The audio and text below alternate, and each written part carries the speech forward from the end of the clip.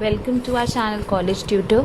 सो last video में हमने group behaviour unit start किया था, जिसमें मैंने आपको बेसिक चीज़ें बताई थी about group and its types. Now in this video will see the 5 stage theory of group development given by टकमैन। इन्होंने बताया था कि कैसे ऑर्गेनाइजेशन में ग्रुप डेवलप किए जाते हैं और क्या क्या उसमें स्टेजेस होती हैं। तो इन्होंने 5 स्टेजेस में उसको डिफाइन किया है। सबसे पहले स्टेज जो इन्होंने बोली है, that is not actually a stage, it's just phase जहाँ पर हम होते हैं। सबसे पहले क्या होता है, हम इंडिपेंडेंट होते हैं, इंडिपेंडेंस होता है। यहाँ पर कोई भी ग्रुप फॉर्म नहीं हुआ, एक इंडिविजुअल है जो इंडिपेंडेंट है of its own work. Now the first stage comes about forming. ठीक है, पहले मैं ग्रुप्स के सारे स्टेजेस के नाम बता देती हूँ आपको। Forming. The second stage comes as storming. Then the third stage comes as norming. The fourth stage is performing, and the fifth stage comes as adjourn.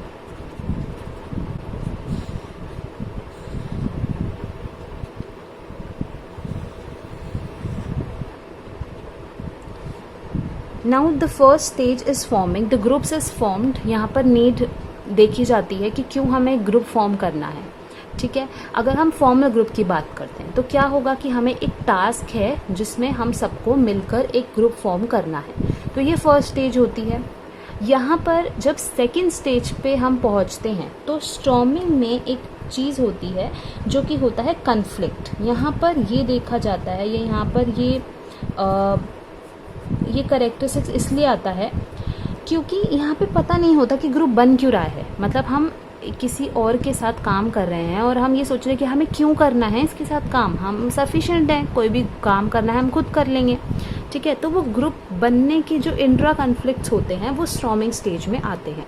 The third stage which is very very important stage is norming.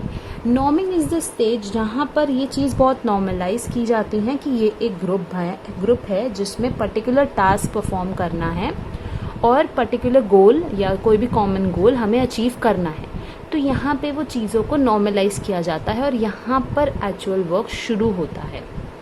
In the fourth stage, which is performing, which is of course an important stage, जहाँ पर कोई भी task perform किया जाता है together. यहाँ पे बिल्कुल नॉर्मलाइज करा जैसे हमने थर्ड स्टेज पे और फोर्थ स्टेज में कोई भी टास्क को परफॉर्म किया, राइट। तो यहाँ पर कॉमन गोल की बात की गई है, यहाँ पर बात की गई है कि सब ऑल टुगेदर काम कर रहे हैं। ठीक है, यहाँ पर टास्क को परफॉर्म किया जा रहा है, एक्सेप्टेंस है, म्यूचुअल एक्सेप्टेंस है सबके अंदर। Then the fifth stage, which is the last stage, is adjourning when the task is complete.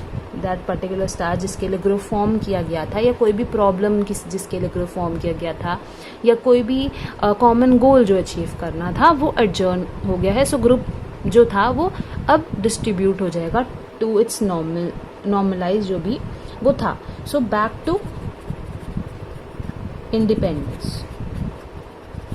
और ये साइकिल, ये ग्रुप दोबारा स्टेजेस में हो सकते हैं जब भी कोई भी पर्टिकुलर टास्क या कॉमन गोल हमको अचीव करना होगा और ग्रुप की नीड आएगी, तभी ये वाली जो स्टेजेस हैं वो दोबारा से साइकिल ये चलता रहेगा और ऐसे ग्रुप फॉर्म होगा। ऐसा टकमैन की थ्योरी में बताया गया है। ठीक है, तो जब कोई भी ग्रुप फॉर्म किए जाते हैं, कोई भी ग्रुप डेवलप किए जाते हैं, तो उसमें एक बहुत इम्पॉर्टेंट पार्ट होता है उस ग्रुप का स्ट्रक्चर। तो हमारा नेक्स्ट टॉपिक है ग्रुप स्ट्रक्चर। ग्रुप स्ट्रक्चर में बात की गई है जिस हिसाब से वो ग्रुप फॉर्म होता है, कोई भी ग्रुप फॉर्म होता है। ठीक है, कोई भी ग्रुप फॉर्म होता है उसके खुद के कोई नॉर्म्स होते हैं, खुद के कोई रूल्स होते हैं, खुद के कोई स्पेशलिटी होती है इस ग्रुप में। हर ग्रुप का कुछ ना कुछ एक स्ट्रक्चर होता है। ठीक है, कि वो कैसे फॉर्म हुआ, उसके अंदर क्या क्या चीज़ें हैं, तो वो जो वेरियस स्ट्रक्चरल वेरिएबल्स होते हैं, ये वो जो अलग अलग कैरेक्टरिस्टिक्स होते हैं, वो क्या क्या होते हैं, जैसे कि वो कोई भी फॉर्मल लीडरशिप हो सकती है कि क्या लीडरशिप स्टाइल है उसमें वो पर्टिकुलर ग्रुप में, ये हो सकता है कि क्या रोल्स सारे मेंबर्स निभा रहे हैं जो भी इंडिविजुअल्स हैं उस ग्रुप के अंदर। उसके बाद ये बोला जाता है about norms, about the group size, ठीक है, अबाउट ग्रुप कोहेंसिवनेस, ग्रुप कोहेंसिवनेस, ठीक है। तो इसके बारे में हम एक एक करके पढ़ेंगे। तो ग्रुप स्ट्रक्चर में सबसे पहली चीज़ जो मैं आपको पढ़ा रही हूँ वो है ग्रुप साइज। ग्रुप साइज बहुत मैटर करता है कि कितना बड़ा ग्रुप है, ठीक है। साइज का मतलब क्या है कि कितना बड़ा ग्रुप है, छोटा ग्रुप है, बड़ा ग्रुप है, ये बहुत इफेक्ट करता है। क्यों इफेक्ट करता है, समझ लीजिए कि एक छोटा ग्रुप है, ठीक है, और टास्क हमारा बहुत नॉर्मल सा है, ज़्यादा बड़ा नहीं है, छोटा सा एक ग्रुप बना। उसमें क्या होगा, समझ लो कि 5 लोग हैं, ठीक है, 1 2 3 4 5 6 लोग हैं। यहाँ पर कोई भी डिसीजन मेकिंग हो रही है तो 6 की बात सुनी जाएगी, ठीक है। लेकिन अगर ग्रुप है बहुत बड़ा, ठीक है, बहुत बड़ा ग्रुप है, बहुत सारे इंडिविजुअल्स उसमें हैं, तो सबकी सुनना हो सकता है, ऐसा नहीं हो पाएगा, बिकॉज टाइम कंज्यूमिंग बहुत होगा। और यहाँ पे कोई ना कोई ऐसे मेजॉरिटी ऑफ लोग होंगे जिनकी बात सब सुनेंगे। तो ग्रुप साइज मैटर करता है कि जितना बड़ा ग्रुप होगा उस चीज में एक टर्म आती है which is known as social loafing. Social loafing term दी गई है इसी बात को कि जब एक बड़ा ग्रुप फॉर्म होता है तो उसमें काफ़ी सारी दिक्कतें आती हैं। वो दिक्कतें के बारे में पढ़ते हैं, बिकॉज सोशल लोफिंग एक बहुत इंपॉर्टेंट टॉपिक है, तो इसके बारे में थोड़ा सा हमें पढ़ना पड़ेगा। तो सोशल लोफिंग में बात की गई है कि जब भी इंडिविजुअल होते हैं ग्रुप में और अगर ग्रुप बहुत बड़ा होता है तो एक बात आती है कि जो एफर्ट्स डाल रहे हैं कई बार उनको उस एफर्ट्स का रिवॉर्ड नहीं मिलता है, ठीक है। कई बार वो जो रिवॉर्ड्स हैं अगर रिवॉर्ड नहीं मिल रहा है या तो कुछ ऐसा होगा तो नेक्स्ट टाइम क्या होगा, वो लेस एफर्ट्स डालेंगे। और वो इतने लेस एफर्ट्स डालते हैं कि अगर वो इंडिविजुअली वर्क कर रहे होते किसी भी काम के लिए, किसी भी टास्क को परफॉर्म कर रहे होते तो वो एफर्ट्स ज़्यादा डालते, लेकिन वो उस ग्रुप में होने की वजह से एफर्ट्स कम डाल पा रहे हैं। हो सकता है कि जो मेजॉरिटी ऑफ पर्सन हैं उस ग्रुप में, ये सेकंड पॉइंट में मैं लिख देती हूँ कि जो मेजॉरिटी ऑफ लोग हैं उस ग्रुप में वो ज़्यादा डोमिनेट कर रहे हैं। क्या कर रहे हैं, डोमिनेट कर रहे हैं बाकी सारे लोगों को, तो डोमिनेंट नेचर के लोग हैं और उनकी बात मानी जा रही।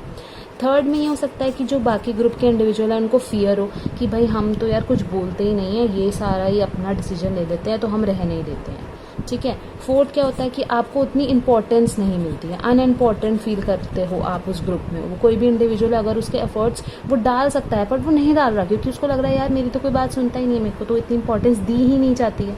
तो यहाँ पे ये सारी चीज़ों पे एक टर्म दे दी सोशल लोफिंग, जहाँ पर आप इंडिविजुअल अगर वर्क कर रहे होते तो आप ज़्यादा अच्छे से परफॉर्म कर पाते। उसके बाद दूसरी चीज़, जैसे हमने पढ़ा ग्रुप साइज, दूसरी चीज़ इसमें आती है ग्रुप कंपोजिशन। ग्रुप कंपोजिशन कैसे बना, कोई भी ग्रुप है उसमें कैसे कैसे कैरेक्टरिस्टिक्स के लोग हैं, कॉमन कैरेक्टरिस्टिक्स के लोग हैं। ग्रुप कंपोजिशन कैसे हो सकता है, या तो जो लोग हैं उनमें सारी चीज़ें कॉमन है, ठीक है, कॉमन कैरेक्टरिस्टिक्स के लोग हैं, कॉमन थिंकिंग के लोग हैं और वो सब साथ में आ गए हैं, ठीक है। और एक कैसे हो सकते हैं जहाँ पर अनकॉमन कैरेक्टरिस्टिक्स हैं, जितने इतने कॉमन थिंकिंग के लोग नहीं हैं, ठीक है, अलग अलग होगा। तो यहाँ पर क्या होगा, इस वाले अनकॉमन में डाइवर्सिटी ग्रुप्स होते हैं जहाँ पर अलग अलग किस्म के लोग आ रहे हैं। लेकिन कॉमन कैरेक्टरिस्टिक्स में कौन कौन से कैरेक्टरिस्टिक्स हो सकते हैं वो उस पर बात करती हूँ। एक हो सकता है डेमोग्राफिक्स। डेमोग्राफिक मतलब डेमोग्राफिक्स में क्या आ सकते हैं हमारे, जैसे कि एज, एक एज के लोग हैं, ठीक है, जैसे 20 to 25 के लोग हैं एक साथ, तो उनकी थिंकिंग काफ़ी सिमिलर होगी, एज फैक्टर बहुत ज़्यादा होता है। उसके बाद यहाँ हो सकता है फीमेल ही हो सारी, ठीक है, तो सेक्स सेम हो सकते हैं। उसके बाद अगर देखा जाए तो सोशो इकोनॉमिक बैकग्राउंड हो सकता है सेम हो, ठीक है, कल्चरल बैकग्राउंड सेम हो, ठीक है, एक ही लैंग्वेज के लोग हों सारे उसी ग्रुप में, तो कॉमन कैरेक्टरिस्टिक्स हो गए डेमोग्राफिक्स। दूसरे कैरेक्टरिस्टिक्स हो सकते हैं साइकोलॉजिकल। कौन कौन से एग्जाम्पल देती हूँ। साइकोलॉजिकल हो सकते हैं, जैसे कि पर्सनालिटी ट्रेट्स, सबकी पर्सनालिटी काफ़ी सिमिलर है, so that would be personality traits.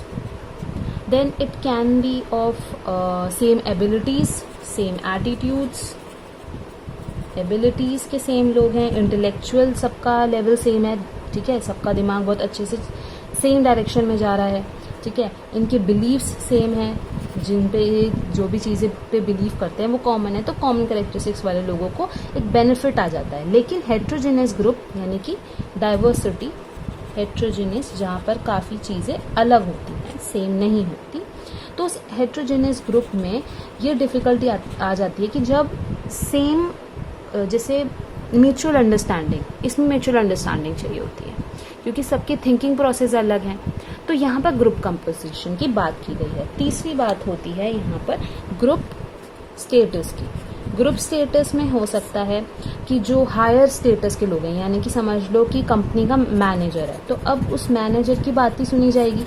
तो वैसे तो यार ये एक्सप्रेस नहीं किया जा सकता ना, लेकिन आप खुद सोचो कि अगर आपकी ऑर्गेनाइजेशन में ग्रुप बना और आप अपने मैनेजर की नहीं सुनोगे तो आपकी तो भाई प्रमोशन नहीं होने वाला है ना।